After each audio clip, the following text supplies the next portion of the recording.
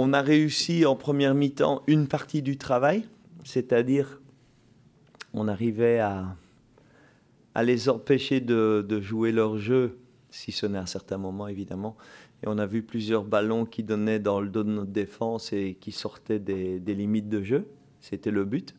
Malheureusement, en première mi-temps, en possession de balle, lors des moments où on avait un joueur libre entre leur zone de pressing et leur défense, on n'a pas eu suffisamment de présence pour leur faire mal. Vu le retard au repos, on a quand même pris certains risques avec Djenepo. On a rechangé les positions en mettant Emo en 10 et Carcela resté en 9 pour essayer de nouveau de trouver des solutions.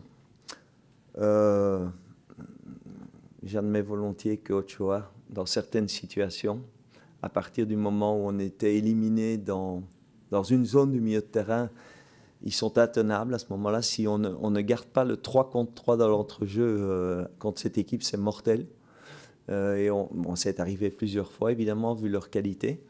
Et à ce moment-là, Ochoa a pu nous sauver.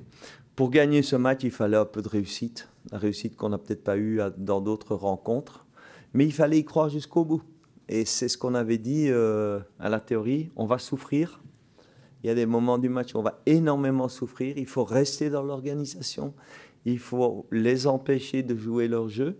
Et il y aura des moments où on pourra leur faire mal. Mon équipe y a cru jusqu'au bout. Et à 1-1, vu la qualité de l'adversaire, aurait pu se contenter de ce match nul, mais non, a essayé à chaque fois que c'était possible d'aller chercher cette victoire. Donc, je suis, malgré nos lacunes, très satisfait du travail qu'ils ont effectué. Mais vu les circonstances de ce match et la qualité des adversaires,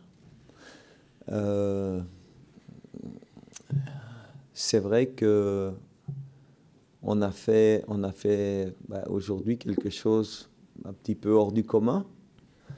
Donc, ce qui nous pousse ou nous met dans une situation où on a encore des possibilités. On avait dit qu'il faudra à domicile être très convaincant dans les points. Jusqu'à présent, on a 6 sur 6.